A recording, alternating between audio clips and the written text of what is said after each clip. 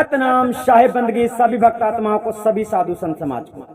आज हम आप लोगों को बतलाएंगे सदगुरु कबीर साहब की अद्भुत वाणी से, जो वाणी इस प्रकार से बयान करती है कि मैंने परमात्मा को किस प्रकार से पाया। मतलब कोई भी व्यक्ति परमात्मा को जब प्राप्त कर लेता है, जान लेता है, समझ लेता है, पहचान लेता है, उसकी सुरती परमात्मा में रमण हो जाती है, तो ये उसकी बात है। तो देखो सदगुरु कबीर साहब तो सर्वत्र ज्ञानी है, सर्वत्र ज्ञाता है, और इसी प्रकार से उन्होंने जीवों को संदेश देने के लिए एक प्रकार से उपदेश दे रहे हैं कि मान लो अगर मैं शिष्य की जगह में हूँ। अब सदगुरु कबीर साहब इस वाणी को जब लिखते हैं, इस वाणी में जब अपना वर्णन करते हैं, इस वाणी को जब बताते हैं, इसका मतलब हो जाता है कि सदगुरु कबीर साहब अपने गुरु से, मतलब अब यहाँ पर ऐसा मत समझ लेना कि रामानंद गुरु से, उन्होंने तो जीवों को उपदेश दिया है कि जीव जो है गलत रास्ते में भटकने वाला जीव सही लाइन पे आ जाए।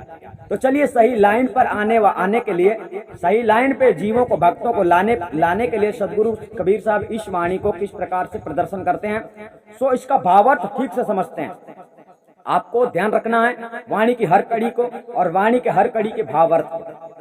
वाणी प्रस्तुत करते हैं हम, और सबसे पहले कहते हैं, परम प्रभु अपने ही उर पायो, परम प्रभु अपने ही उर पायो। मतलब अपने ही अंदर मैंने उस परमात्मा को पाया।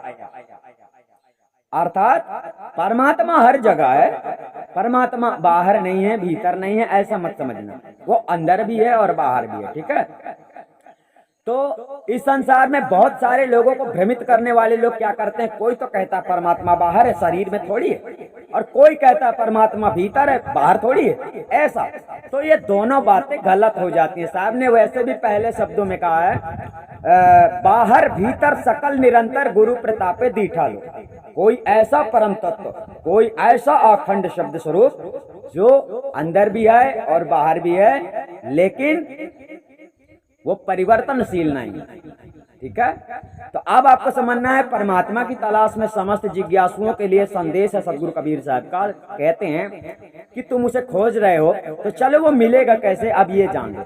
तो सब मान लो जिसको मिल गया, मान लो हमको मिल गया, तो अब हम उसका वर्णन कर रहे हैं, हम बतला रहे हैं आपको कि परम प्रभु अपने ही उर पायो। मतलब हमने उस परमात्मा को अपने ही अंदर पाया, अपने ही अंदर देखा, अपने ही अंदर जाना, अपने ही अंदर उसको पहचाना।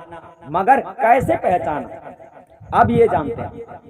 जन्म जन्म की मिट्टी कल्पेना, सद्गुरु भेद बतायो, परम प्रभु अपने ही उर पायो।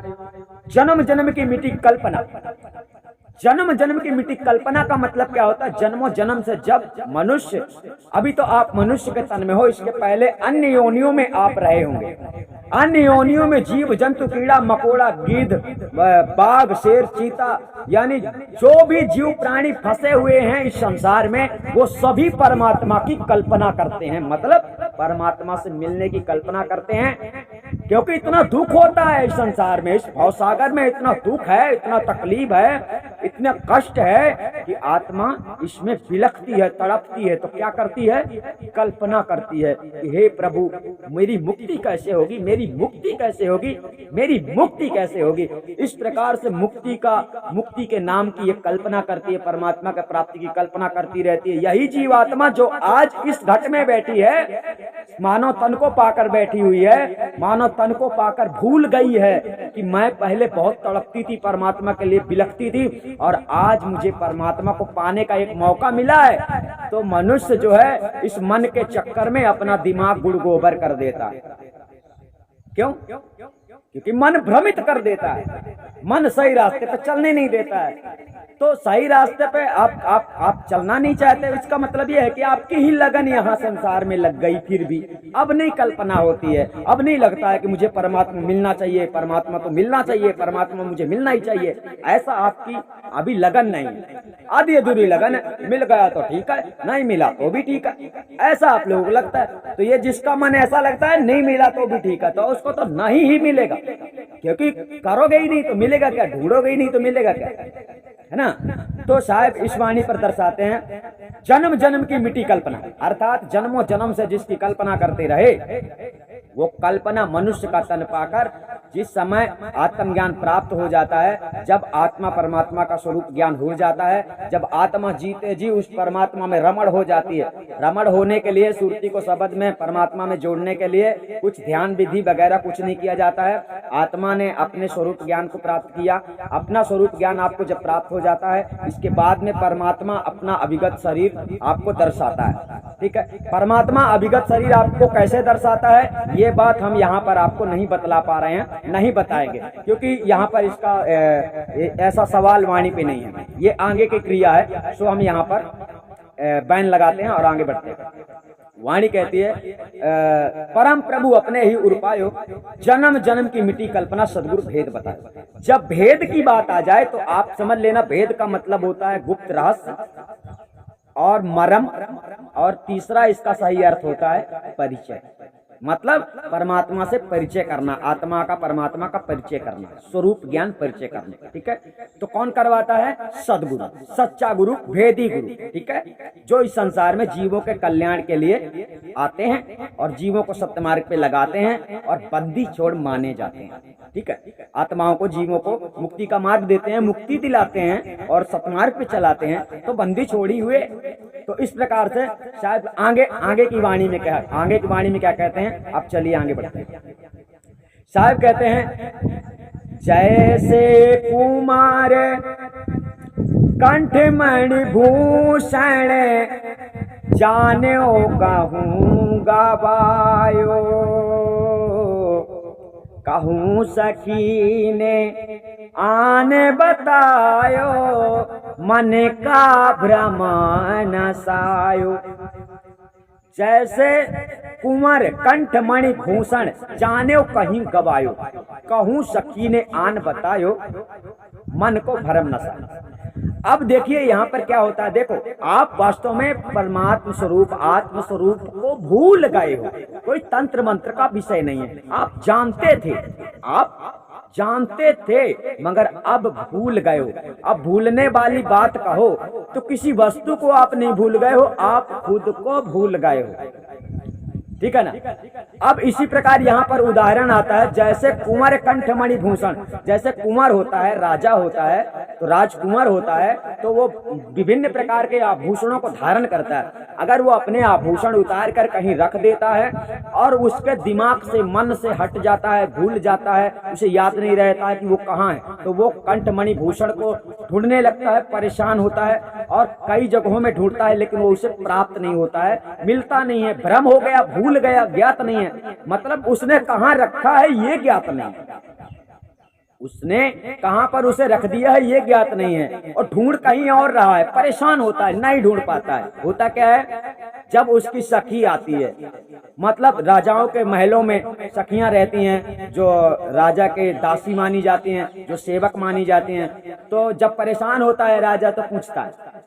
तो इस प्रकार से जब सखियां कंठमणि भूषण ला कर देती हैं, बोलती हैं यहाँ रखा है, वो ला कर देती हैं, तब उसका भ्रम समाप्त हो जाता है, वो टेंशन फ्री हो जाता है, जिसके लिए परेशान था, जो ढूंढ रहा था, वो चीज ला कर दे दिया उसने, परेशानी खत्म। ये कितना देर, कितना समय की बात है, ये 5 सेकंड 10 सेकंड का खेल है, सखी ने देखा होगा, बता दिया यहाँ पर रखा।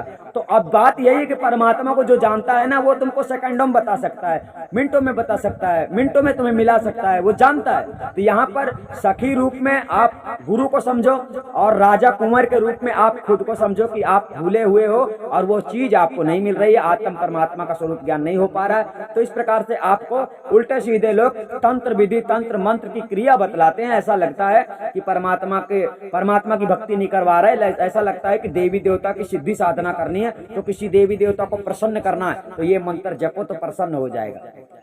साहब कर्म वर्म से न्यारा है, वो सब शरीर संसार से न्यारा है, वो उसकी कला अपार है, वो सबसे अलग है, थोड़ा हटके, वो इन चीजों में नहीं है। उसको बुलाने का कोई मंत्र नहीं है, समझ रहे हो? उसको वशीभूत कोई नहीं कर सकता है। मंत्रों से देवी देवता वशीभूत हो जाते हैं, तो परमात्मा को कोई वशीभूत करने वाला मंत्र ही नहीं है। तो अब आपको समझना, यहाँ पर साहब ने उदाहरण दिया वाणी के माध्यम से कि आप भूले हुए। अब आगे चलते हैं, आगे वाणी में क्या कहते हैं। ज्यों तिरिया सपने सुत खोयो, जान के जिए अकुलायो, जागे परी पलना पर पायो, ना कहूँ गयो ना आयो।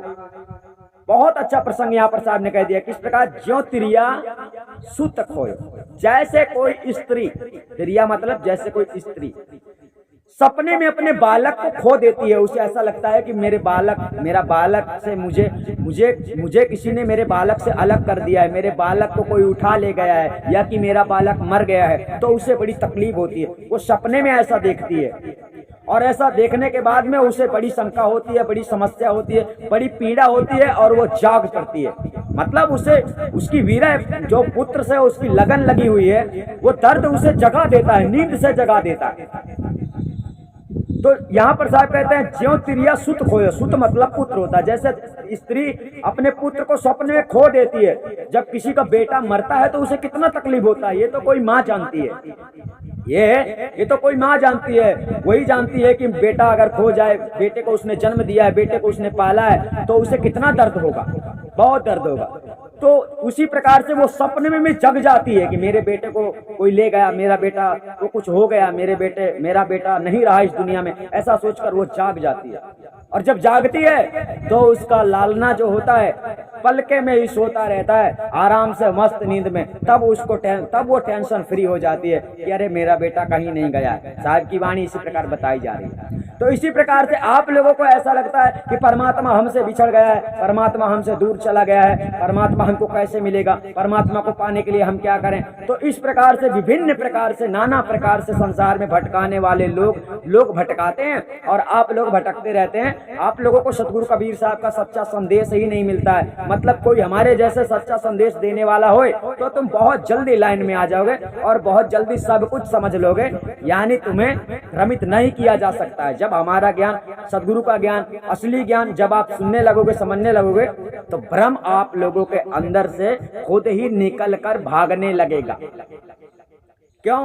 क्योंकि भ्रम को मारने वाली हम दवाई डाल रहे हैं। जैसे कोई खेत में नहीं डालता है कीड़े मारने वाली दवाई, छींटता है तो कीड़े मर जाते हैं, तो फसल नुकसान नहीं होती है।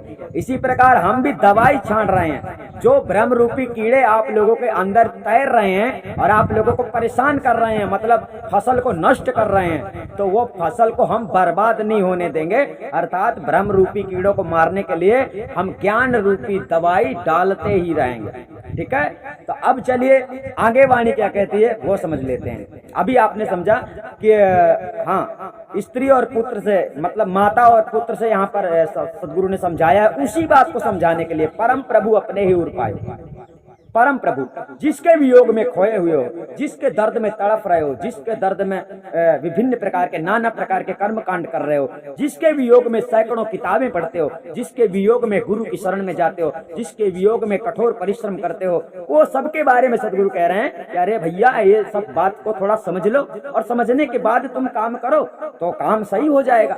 और जब तक समझोगे नहीं, काम करते रहोगे, तो तुम्हें स्वयं पता नहीं कि इस काम का मतलब क्या है। तुम बस केवल दूसरों के दिमाग से चलते हो, कुछ अपना दिमाग लगाओ। जब कुछ अपना विवेक लगाओगे, कुछ तो लाइन पे आओगे, दूसरे ही दूसरे के पैरों पे चलोगे, दूसरे ही दूसरे के सहारे रहोगे, तो मालूम है ये धोखाधड़ी का जमाना है, धोखाधड़ी की दुनिया है। यहाँ लोग अपने बनाकर ही अपनों को लूट लेते हैं। ऐसे ऐसे लोग हैं, और वो ज्यादातर गुरु ही होते हैं जो अज्ञानी होते हैं। आप लोगों के सामने ये ज्ञानी बने रहते हैं। सफेद कपड़े पहन लिए, चंदन लगा लिया, माला उठा ली, कंठी माला पहन लिया, कबीरपंथी बन गए, 2-4 पोथी पढ़ लिया, बस तुमको बहकाने लगे। अरे साहिब की इस वाणी को जानते हो, साहिब की इस वाणी को बात जानते हो। मूर्ख लोग तुमको साहिब की वाणी भी नहीं देते। तुम्हें तो बेचारे नादान हो, तुम्हें कुछ भी नहीं पता है। तो कुछ भी नहीं पता है तो ये लोग पता होने भी नहीं देते हैं। लेकिन कबीर साहब का ज्ञान ऐसा है कि तुम्हें सब कुछ पता हो जाएगा, तुम भ्रम से आजाद हो जाओगे। बस इस चैनल को छोड़ना मत और कबीर गुरु ज्ञान चैनल में जाना भूलना मत, क्योंकि कबीर गुरु ज्ञान चैनल आप लोगों को उस असलियत तक पहुंचाएगा जिस असलियत की तलाश है आप लोगों को। चलिए वाणी में आगे देखते हैं क्या है। आगे वाणी कहती है, मृगा पाश बसे कस्तूरी, बन बन ढूंढत धायो, उलट सुगंधे नाल की लीनी, मन ही मन सकुचायो। अब ध्यान से समझना, मृगा नाभि बसै कस्तूरी, बन बन ढूंढत धायो।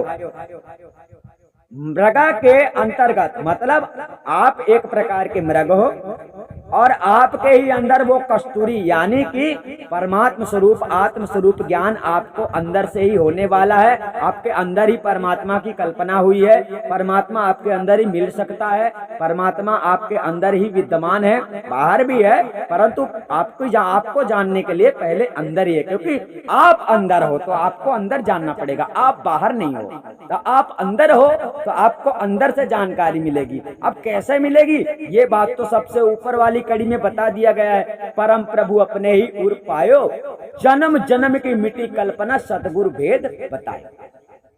अब क्या होता है कि मृगा को कौन बताए? मृगा एक मृगा दूसरा मृगा एक समान है ना। इस मृगा को भी पता नहीं है सुगंध कहां से आ रही, और दूसरे मृगा को भी पता नहीं है कि सुगंध कहां से आ रही। जिसको पता है उसके पास जाओ ना। अब सुगंध पता है कि आ रही है, लेकिन कहां से आ रही है, मतलब ये जानते हो कि परमात्मा है, लेकिन कहां है ये बात पता नहीं है। तुम उस मृग से जाकर पूछते हो, वो उसी शिगार जैसे आदमी से जाकर पूछते हो जो शिगार रूप में गुरु बना हुआ है, जिसे खुद नहीं पता है कि परमात्मा क्या है। वो भी बस ढूंढ ही रहा है, वो भी सोच रहा है, कल्पना कर रहा है, वो भी अभी कल्पना ही में पड़ा है, आप भी कल्पना में पड़े हो, और परमात्मा कल्पना के परे है। तो कल्पना के परे है समझ लो, फिर तुम्हारी बुद्धि लगाने की आवश्यकता नहीं है। बुद्धि लगा के नहीं ढूंढ सकते, मन से ढूंढ नहीं सकते, विवेक से ढूंढ नहीं सकते, उसको ढूंढने का कोई दूसरा उपाय नहीं है जब तक वेदी गुरु नहीं मिलता है। तो साहब यहाँ पर क्या कहते हैं कि मृगा ना भी बसाए कस्तूरी, बन बन ढूंढत धायो, उलट सुगंध ना भी की लीनी, मन ही मन सकुचाए। अब बहुत सारे व्यक्ति ऐसा ही है कि जब उन्हें आनंद आता है, थोड़ा बहुत आनंद मिला और कुछ विभिन्न प्रकार की चमत्कारिक शक्तियां प्रवेश हुई, किसी प्रकार का चमत्कार हुआ, किसी प्रकार का अनुभव हुआ, तो लोग समझते लगते हैं अरे मुझे तो बड़ा अनुभव हो रहा है, अरे परमात्मा को तो मैं जानने लगा हूँ। किसी को सुगंध आती है, कोई अनहद की धुन सुनता है, कोई ज्योति दर्शन करता है, किसी की वाणियां सत्य हो जाती हैं, बोलने लगता है तो उसकी बातें सत्य हो जाती हैं, तो वो अपने ही मन में मतलब पागल हो जाता है। मतलब उसे ऐसा लगता है कि मैं सब कुछ जानने लगा हूँ, और जानता नहीं है, जानता कुछ नहीं। क्योंकि आत्मज्ञान जो नहीं होता, जिसको आत्मज्ञान नहीं है, वो समझ लो कि कुछ भी अभी नहीं जानता है। वो किताबें पढ़ के क्या जाना है, पोथी पढ़ जगमुआ पंडित भया न कोई, समझे। तो पंडित बनना है तो तुमको आत्मज्ञान चाहिए, आत्मज्ञान होगा तो आप ब्राह्मण माने जाओगे, समझे। ब्राह्मण वही है जो ब्रह्म को जानता है, ब्राह्मण वही है जो ज्ञाता है, ज्ञाता वही है जो आत्मा का ज्ञानी है, आत्मा का ज्ञान है जिसने, समझे। आत्मा का ज्ञान नहीं है ना, तो समझो कि अज्ञानी हो। कितना भी किताब पढ़ लो, कितना भी कोई भी किताब पढ़ता रहे, चाहे कबीर साहब का बीजा की पढ़ता रहे, तो साहब क्या कहते हैं, साहब के उपदेशों को आपको समझना है कि हिरण की तरह आप लोग दर दर भटकते हो। क्यों? ऐसे आदमी के पास जाते हो, एक हिरण दूसरे हिरण के पास जाएगा, एक हिरण दूसरे हिरण के, हिरण का मतलब यहाँ पर साहब ने आदमी के ऊपर उदाहरण दिया है कि जैसे हिरण होते हैं ऐसे ही आदमी होते हैं, क्योंकि आप हिरणों के जैसे लोगों के पास ही जाते हो, जो दूसरे हिरण को पता ही नहीं है कि सुगंध कहाँ से आ रही है, भटकते ही रहोगे, भटकते ही रहोगे, मतलब वो प्राप्त नहीं होगा, उसे जानोगे नहीं, उसे पहचानोगे नहीं, बस भटकते रहोगे। अभी भी भटक रहे हो, कल भी भटकोगे, परसों भी भटकते थे, यानी युगों युगों से भटकते थे और भटकते ही रहोगे। कब तक? जब तक सदगुरु कबीर साहब की वाणी पियोगे नहीं, वाणी का सम्मान नहीं करोगे, वाणियों पे चलोगे नहीं, साहिब की वाणी। सदगुरु कबीर साहब ने अपनी वाणियों का जाल फेंका है, इसमें, इस धरती में, इस जीवों को मुक्त करने के लिए अपनी वाणियों का जाल फेंका है।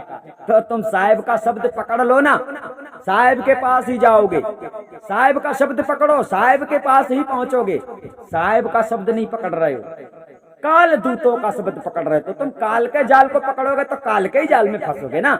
साहिब के जाल में फंसो, साहिब के जाल में तब फंसोगे जब साहिब के शब्द को पकड़ लोगे। पकड़ो ना उसको, पकड़ना नहीं आता तो पकड़ो उसको। तो साहिब कह रहे हैं, कितना आसानी से इसमें समझा रहे हैं कि अगर मैं पाया, मतलब हम कह रहे हैं कि हम पाए परमात्मा को, तो हमने कैसे पाया? हमने भी सच्चे भेदी सतगुरु से पाया, प्राप्त किया, और उसे जब हम जाने तब हमें उसे, बात वही यहाँ पर आ जाती है कि कर नैनो दीदार महल में प्यारा है, कर नैनो दीदार महल में प्यारा है। जब आंखों से देख लिया, जब जान लिया, अब वो समस्त दिशा में समस्त इंद्रियां उसको जानती हैं। पहले कोई नहीं जानता था, जब नहीं पता था ना तो कोई नहीं जानता था, अब सब कोई जानता है। अब इस शरीर में रहने वाले सभी जानते हैं, इंद्रियों को भी पता है कि वो कौन है, कोई भी इंद्रियों सबको पता है। यानी पैर को भी पता है कि मुझे दारू की दुकान में नहीं जाना है, क्यों? क्योंकि पता है कि पैर फंस जाएगा मेरा, इसलिए नहीं जाना।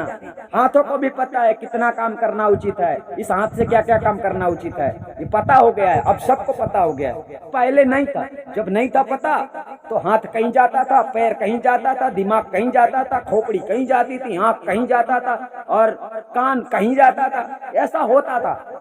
लेकिन जब पता हो गया, अब कोई कहीं नहीं जाता, अब सबको पता हो गया, शंका समाधान हो गया। तो अब शंका समाधान क्यों हुआ? क्योंकि अब आगे चलते हैं, वाणी में साहब क्या कहते हैं।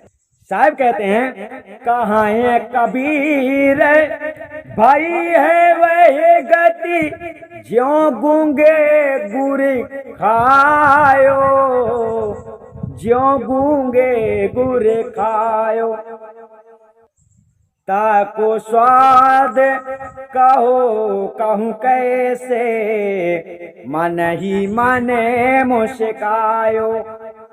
अब यहाँ पर क्या आया? ताकि स्वाद कहो कहूँ कैसे, मन ही मन मुस्कायो। कहाँ है कबीर भाई है वह गति, ज्यों गूंगे गुर खाए। अब समझे बात को। कोई व्यक्ति, आप साहब क्या कहते हैं, कोई व्यक्ति अगर गूंगा है, कोई गूंगा है, उसको तुम गुड़ खिलाओ, उसको गुड़ खिलाओ। मान लो कोई गूंगा बहरा है, मतलब बोल नहीं सकता है, तो उसको तुम गुड़ खिलाओ और उससे पूछो कि गुड़ का स्वाद कैसा है, बता मेरे को, तो वो क्या करेगा? बोल तो सकता नहीं है, बोल ही नहीं सकता, तो क्या करेगा? मुस्कुराएगा। मीठा लगता है तो मुस्कुराएगा। इस प्रकार तो साहब क्या कहते हैं, वह गति किसकी हो जाती है, वह स्थिति किसकी हो जाती है? जिसको आत्म स्वरूप का ज्ञान हो जाता है, गुरु की कृपा से जो आत्मा को समझ लेता है, जान लेता है, परख लेता है, पहचान लेता है आत्मा को, जिसको सुरती कहते हो ना। सुरती को अभी जानते नहीं हो, सुरती को जब जानोगे ना तब पता चलेगा कि मैं कौन हूँ। सुरती सबद बस लोग बोलते हैं, सुरती सबद, अभी सुरती को जानते नहीं हो। बातों का खेल है, कौन है सुरती इस शरीर के अंदर, आज तक जाना नहीं जाना, तो पागल ही बनाते फिरेंगे। ये लोग ऐसे ही हैं जो हवा में तीर मारते हैं, निशाना इनका कहीं नहीं रहता है, कहीं भी चला जाए। धनुष बाण मतलब तान दिया, मार दिया, कहीं भी चला जाए। इसीलिए ऐसे लोगों के पास मत जाओ जो हवा में तीर मारते हैं। हवा में तीर कौन मारते हैं? जो अंधे हैं। अंधे लोग हवा में ही तीर मारते हैं, और जो अंधे नहीं है, जो आंख है जिनके पास, वो निशाना लगा के अपने निशाने पे ही मारते हैं। हमारा निशाना है, आपका भी निशाना होना चाहिए। तो आत्मज्ञान तो है नहीं, तो निशाना आपका क्या होगा? तो बस वही है कि 84 में थे, 84 है बिल्कुल हवा के समान है। मतलब 84 में घूमते रहो, इधर जाओ उधर जाओ, सोते रहो, जागते रहो, पढ़े रहो, खाते रहो, पीते रहो, कमाते रहो, मर जाओ, फिर पैदा हो। यही तुम्हारी क्रिया हवा के समान बदलती रहेगी। और ये प्रदूषण वायु में गिर गिर के, कट कट के, तड़प तड़प के मरते रहोगे। और कब तक मरते रहोगे ये तो तुम्हारी मर्जी है। कभी ना कभी तो ऐसे बन जाओगे ना कि पैदा होते ही परमात्मा को ढूंढने लगोगे। जब तुमको अधिक पीड़ा होगी ना, जब अच्छी पीड़ा सताती है ना, तब ये दिखाई नहीं देता है। लोभ, काम, क्रोध, पाप ये सब हट जाता है, स्वयं ही शरीर से छूट जाता है। ऐसा कब होता है? जब विरह बढ़ती है परमात्मा से मिलन की, लगन की। और जब तक विरह नहीं बढ़ती ना, तो ये जीव भी तमाशा करता है, बहुत नखड़े करता है। तो ये नखड़े आपको ले डूबेंगे। जिनके साथ में तुम रह रहे हो ना, ये तुम्हारा परिवार जो इसमें मन है अपना, तुम्हारा दिमाग और तुम्हारी इच्छा, तुम्हारी कामना, तुम्हारी वासना, तुम्हारी विषय वासना, तुम्हारे काम क्रोध, ये जितने तुम्हारे साथी हैं ना, ये तुमको ले डूबेंगे 84 में। गुरु की ओर जाने के लिए मना कर रहे हैं, गुरु की शरण में लेने के लिए मना कर रहे हैं। लोभी लालची साले समस्त अंग के जितने तुम्हारे कर्म इंद्रियों में बसने वाले, तुम्हारे कामयाबी उपयोगी जो तुम्हारे मित्र बने बैठे हैं, ये साले तुम्हारे शत्रु हैं। ये हाथ नहीं कहता है कि कमा कर गुरु की सेवा करें, ये मन नहीं कहता है कि कमा कर गुरु की भी सेवा करें। ये सब रोक रहे हैं ना तुमको, तो कल्याण होगा तुम्हारा। ये रोक रहे हैं, तुम रुक रहे हो। Very simple. भक्ति का बहाना क्यों करते हो? साहब ने क्या बोला? कहाँ कबीर भाई है वह गति ज्यों गूंगे गुर खाए। किसकी गति वो होती है? जो हमारी है। हमसे पूछो परमात्मा कैसा है, अरे हम बता ही नहीं सकते तुमको। गूंगे हैं ना हम, गूंगे हैं, वो बोलने में नहीं आता है। साहब ने क्या बताया? बोलने में नहीं आता। अब पाखंडी लोग क्या बोलते हैं? 2 अक्षर का भेद, 2 अक्षर का भेद।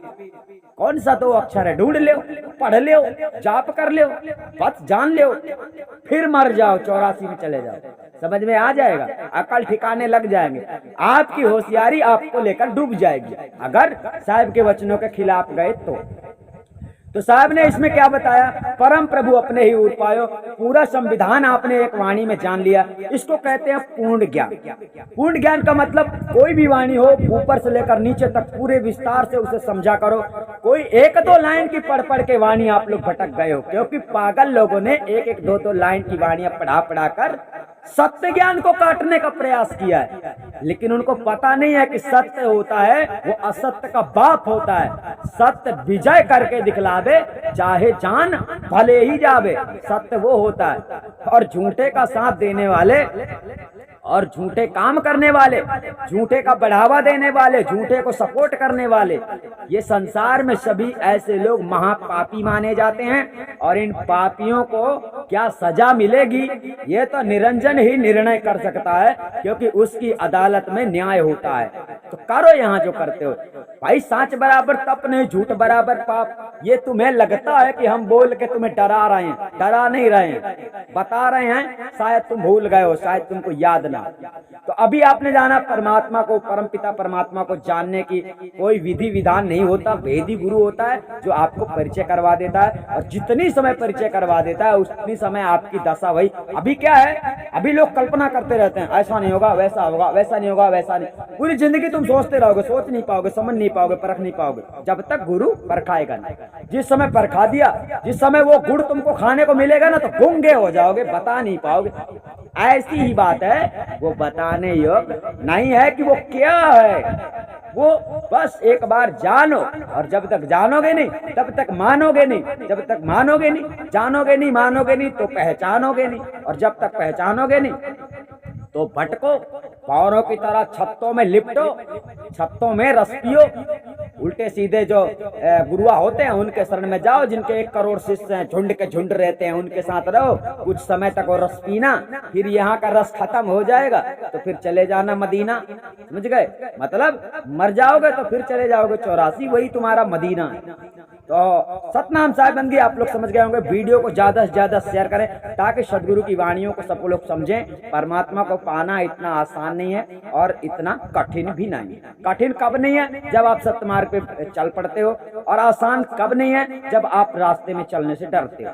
बस रास्ते में चलने से डरते हो, बताए मार्ग पे चलना नहीं है तो रास्ता बहुत कठिन है, और बताए मार्ग पे चलते हो तो रास्ता आसान है। क्यों? क्योंकि गुरु आपको आत्मज्ञान करवा देते हैं, और आत्मज्ञान होने के बाद में आत्मचिंतन से परमात्मा के दर्शन आपको बड़े आसानी से हो जाते हैं। समझ गए? सतनाम साहिब बंदी हम आपको फिर मिलेंगे।